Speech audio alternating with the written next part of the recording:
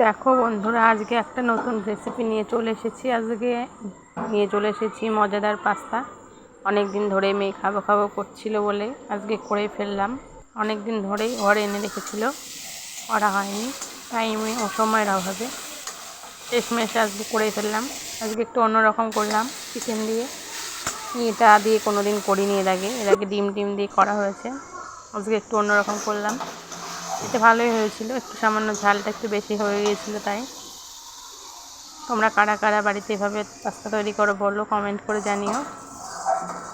Chicken দিয়ে সমস্ত রকম মশলা পেঁয়াজ আদা রসুন সমস্ত দিয়ে একটু সয়া সস দিয়ে ভালো করে নাড়াচাড়া, টমেটো সসটাও ছিল, তো কিছু নাড়াচাড়া করে পাস্তাগুলো দিয়ে একদম সিম্পলভাবে ঘরোয়াভাবে তৈরি হয়ে যাবে মজাদার পাস্তা।